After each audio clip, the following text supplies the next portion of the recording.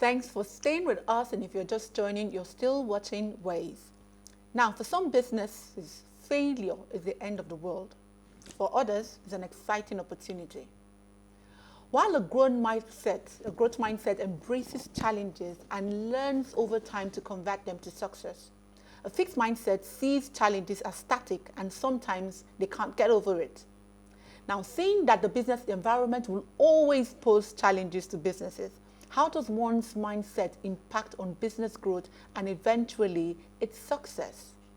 We have two vibrant guests today who will take us on the topic, the role of mindset and environment in business success. First off, Bayo Lawal is a business strategist and a dream catcher. He helps clients catch their dream property and navigate the often challenging waters of home buying and selling process, with the end result being a delightful experience. He has been a top realtor for over 3 years with exceptional customer service and a commitment to working hard, listening, and following through. He provides quality service to building relationships with clients and, most importantly, maintain those relationships through effective communication. Next up is Lukman Shobowale, a seasoned realtor and business magnate with a reputation for tenaciously protecting his clients' interests, serving them with savvy, client-focused negotiation and the state-of-the-art opportunities, welding uncompromising integrity as a hallmark of his services. Being a high-impact real estate broker in the last 4 years, Lukman has amassed a history of selling some of the nation's most prestigious luxury homes. His sales consistently rank in the top 10 property sales across Nigeria. Over the years, Lukman has trained and helped over 20 young people to embrace real estate as a full-time career. Now, let's hear what you have to say. Please remember you can join the conversation or tweet at us at WaysShowAfrica1 with the hashtag WaysShow or SMS or WhatsApp to 081-8038-4663. Welcome, gentlemen, to Ways. Thank you so much for having us. That was a long introduction. Very long introduction. That goes to show your accomplishments and how far you have gone in your industry. I didn't know you guys have all of that. Well, now you do. Now you do. So let's just break off this conversation. So we're talking about two things here. We're talking about mindset and we're talking about the economy. Mm-hmm. So we should start off with, what relationship does mindset have really with business? So let me throw that to Lukman. Okay.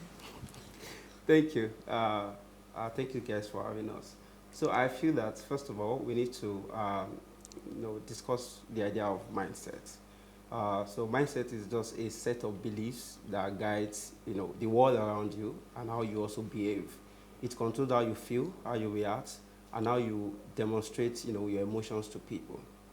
And mindset is very important when it comes to business relationship, especially because a lot of people think that what they need to sustain a business or to even start a business or to build a good business is money. Mm-hmm. But what you really need is a possible mind. So because money will finish, along the line, money might be lost, may be lost. What is important is your desire, your capacity, your tenacity, and your commitment towards remaining in the cause. Secondly, I would also like to share the story of a man who is a fisherman who wanted to go and fish, and then he got to the river, caught big fishes. Each time this man gets big fish, he throws it back into the forest, the river. And there was this onlooker who is always there looking at him. Yes. Why is this man doing this? And one day, walked up to him and approached him, that, why are you doing all of this? And he said, well, I have a small pot. The man looked at him. So because of a small pot, so you can see that his mindset was shaped by his own reality. So it's important that for anyone to succeed in business, they must have the possible mind. So I like how you said it's not about money, that it's the possible mind. And I know a lot of people, especially those that online, will tell you this is the aspire to aspire. Exactly, I was going to say that. Right, especially in this environment that we find ourselves. But let me bring it to you. The general mindset right now for young people in the country, they will tell you that the country is working against them. They do better when they leave the shores of Nigeria, and they already see that limitation, right? Now, looking at the environment and what he has said regarding mindsets, what can be done at the moment to have like a reorientation in terms of starting off in any career path, whether you want to be an entrepreneur or you are a job seeker in a country like Nigeria? Okay. Thank you so much for having us. So let me say one or two things about that. Okay, the first thing I want to say is that you need to ask yourself a question. Are people succeeding in Nigeria? Yes. That's key. Are people succeeding outside Nigeria? Yes. So we need to look at the set of qualities that these people possess. So how are they succeeding and how are they doing it? Because when you go around and you see people complain that this and this and this, you need to also understand that the environment is not actually helping people, because give or take, the government is not actually doing enough to provide an enabling environment for talent to thrive. So when you see willing people who get outside the shores of Nigeria, they thrive because there is an enabling environment. So an average person who needs to do certain things will not have to do that because they know that there is an environment that enables that and makes the job very easy. So what I would say to an average Nigerian youth who is seeking a job or who is actually thinking of being an entrepreneur is that you need to actually look out for people who are doing well. Because success is something you emulate. So you need to walk in the steps of people who have gone ahead of you and continue to learn from them. You see, life is a journey. Your current state was somebody's current state some years back. Wow. Where you are going to is somebody's current state. So why not look for somebody where you are going to? Wow. It's just like you are going to Lekki and you don't know the road to Lekki, and you know that there is somebody who lives in Lekki. Why not put a call through to that person so that you can get description? What you've just said is very profound. And I can't help but notice when you guys worked in how young you were. And we just read very impressive things that you do. Like you sell properties that are always listed as top 10 properties. What motivated you to even start this? Because I need to see, just as Elsie said, we don't want to do aspire to perspire. So has this mindset thing worked for you? How has it brought you? How has it contributed to where you are today? You can tell us how you started, if that would help. Well, two questions in one. First of all, you asked, what motivated me? For me, I think it's poverty. I think poverty is one of my greatest motivations. So Nigeria, Wow. Nigeria is a motivation. Elsie. You can say that. So, I remembered first time I was posted to come and serve in Lagos after my orientation, program, the normal compulsory youth service. And then I was serving with a non-governmental organization, and I was doing a lot for my boss at that time. Apart from the fact that we were taking care of school children, because the idea of the organization was to lift students from the slums into the school. So, and I was practically doing all of that, teaching students within the 4 walls of the classroom as well, shoveling that with like a personal assistant to go with my Oga. So when I walked up to him, I told him that, well, and I was being paid 20,000, and I would come from Bayo in Yanopaja to a place close to the island. And so I walked up to him, I told him that, well, I love this place. I thought that I was passionate enough to come and do this, especially because of my activities doing NYSC camp. I was the best orator in camp. There's this orator contest we do. So I thought that I would do well in that space. But along the line, I noticed that, well, my passion was not going to feed me. And I had this, I had expectations from homes and other places. So I told him that I would like him to humbly reject me. So because of the relationship that we share, he understood that reality and he said, okay, fine. So, sorry, I just want to put this in perspective. Reject you after how many months? How long have you been there? I've been there for about 4 months. Okay, continue. About 4 months. And while I was there, I was really up and doing. I really loved it. I had passion for it. I chose it initially. But along the line, I noticed that my passion is not a factor of production. Okay. So I got a call. I was supposed to start with one of my mentors, Felado Otoye, but he was out of the country around that time. So I got a call from my previous employee, Oladipo Agida, an amazing man. And he told me that, okay, you'd like me to come and work for them. So I went for the interview. They gave me the job. So he gave me an offer. This is a property job. If you would like to sell, we can give you 200,000, open check, as a copper, a core member, as the case may be, or we'll give 50,000. If you get 200,000, there won't be commission. If you get 50,000, there will be commission. I had so much belief in myself, this Lagos, we will also make it. So I chose the latter. So I started getting my 50,000. I'll come from Barua Myself and this guy, I got him before this guy. So I left home. I was with this guy's mom's home because I wanted to be a man on time, on my own terms. So I said I was not going to stay with my grandparents and be eating their food and all of that. I'd rather go to another place where I can be more responsible. So you go ahead if you don't mind. How old are you at the moment? Okay, now I'm about going to 27. It's okay. I'm 27. Okay. So this is a 27 association. Exactly. Yeah, please go ahead. So I left to the island, and so we will leave Baruwa in the morning, wake up around 3, get to the island by 4 or 5 in some cases, because we want to, if you leave by 5, you'll be shocked, you may get there by 9. So we'll get to the office so early, we'll walk to Lekki with one suit, telling people come and buy real estate. Then there was no car. So it was a tough experience. People rejected me. For 3 months, I never sold because it was difficult to really sell. At some point, I was beginning to imagine that there's no money in Lagos. Who will buy this thing we are selling? Are we stupid? Every day, our guy will just call us and motivate us. Is this possible? But my boss then believed so much in real estate and all of that. So what was the turning point? So the turning point was when I now began to talk to myself that I think I should stop talking to strangers. I should explore my own connections and relationships. While I was in school, I used to be SY, student president in the University of Ilorin. Why am I not leveraging on that influence? Exactly. So I started talking to people. One of my school daughters back then were in school. Guy, your mom is a big person in civil defense now. Talk to her to come and buy property. So they sent people to the office. They went to check the site. They loved it. And they paid their first 1 million. On that sale, I got 50,000. That was 5% because I sold at a discount. My next transaction was somebody that I met in camp who bought about 18 million worth of property. I got the car from the company. It was a turning point. I got the trip to Dubai. And then I came back, organized a symposium. In my NYSC year, I did about 250 million for the company and rose to be doing billions. Okay. That is quite interesting. Yeah, but let's hear his story. Yeah, but I'm coming to his story because probably similar. I'm coming to your story. But I want to know, if you had the same experience, why didn't you give up? Why would you give up? Or did you sell immediately? Okay. Let me start from my own point of view. So when he started before me. Yes. Okay. So I got a call to start. I was so happy because our boss, Mr. Oladipo, then he's a good man, very good man. So he called me. So I was there for the interview. So on the 3rd day on the job, I was inside the bus and I was like, guy, I'm not doing it again. Okay, so facts now.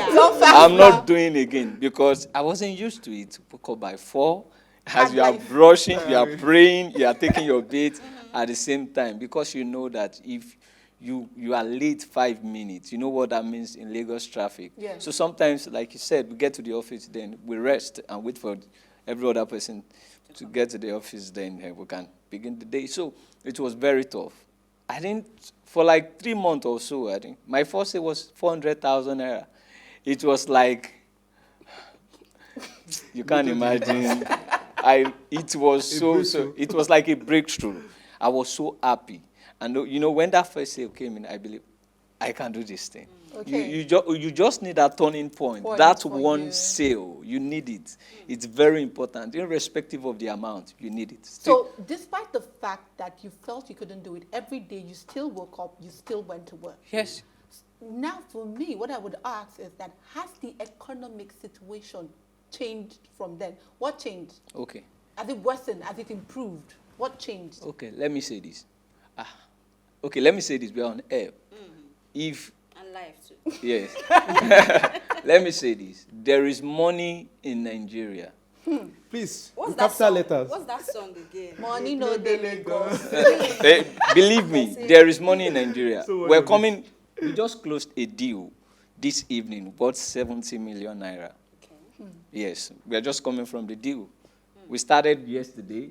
We were looking for some places. We got listing. This morning, we went out 7 a.m. to continue the search. And today, we were able to finally break through. So somebody who started with 400,000 naira, and today, we're already doing 70 million, one day. And that's in a progression of 5 years. Because also, you have a question, because I was going to come back and talk to, and you guys are now on your own. You have your own company. And I'm looking at this. This is in a space of 5 years. So my own question is, how did you know it was time to start your own real estate company? Because, you started, thank God for the good man you've mentioned, and I'm happy there is no sore breakup, right? And you're We didn't moving. accept So those. when did you decide to start, and why are you two partners? I think before Because I think that's another mindset issue too, with partnering with people. Before Bayo takes that question, I think I'd like to address something that she said about, how you know that, okay, despite the fact that you're facing a lot of challenges, you still continued. I think my advice to people is that, the closer you are to the end of the tunnel, the darker it becomes. At the same time, it is the closest to light. So, Elsie, did you get that? I did. Okay. So you just need to keep going. It's like a man who is trying to break a wall and is almost at the edge of breakthrough. And because he's tired, he gives up. But that's just the tipping point. He has to just keep on, and that's the breakthrough. Keep going. Just keep going. So I think that's something that really works. I told somebody that if you consistently sell sand, one day people will buy based on different reasons. Somebody will buy out of curiosity. Somebody will buy out of pity. Somebody will buy because your pitch is sweet. So there are different reasons why somebody will just want. So just keep doing whatever it is that you are doing. Okay, so I think I would let you now answer Elsie's Okay, question. let me just say this also. You see, faith is not the absence of fear.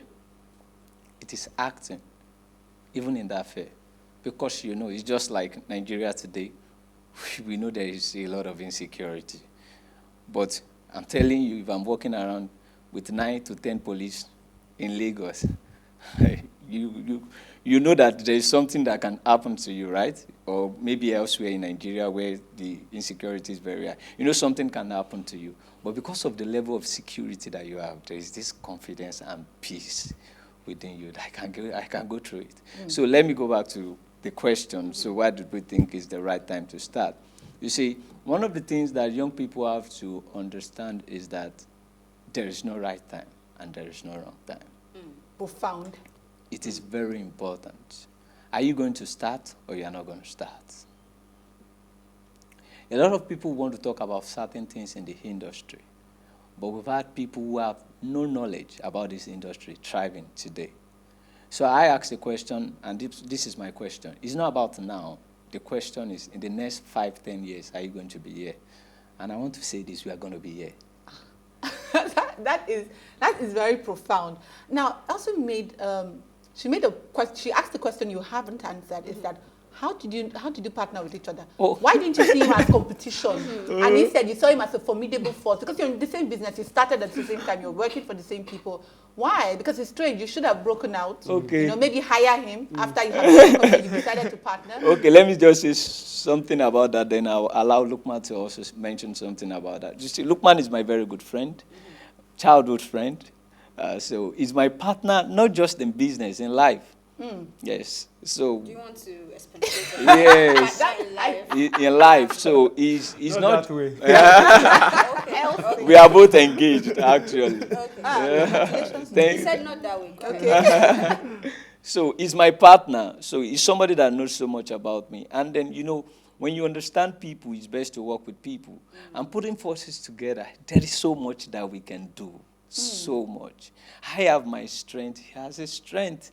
You can now imagine two forces coming together to do something. It's not going to take so long before you start seeing a lot of result because of the effort that is coming together. And then, in a short while, we've seen the result. Okay, so Lukman, how? Why? I think Bayo said it all. I Okay. think that. Partners for I life. think that, like you said about competition, like no one needs to compete, because I think collaboration is the new competition. Nobody knew that coffee could be sweet until sugar was introduced. And then, as if that was not enough, when milk came, they still welcomed it, and it makes it a better thing. So I feel that for me, Bayo completes some part of me, and then I'm a salesperson. I'm not as calm as Bayo. I'm rugged. I sell anything. So That comes from a certain angle. You come from exactly. A certain angle. So and doing this together, I think that it's been making a lot of sense. A whole lot of sense. We'll talk about that sense. So let's just take a break. When we come back, we'll talk about that sense and how mindset and economy affects that sense. All right. We'll see you shortly after the break.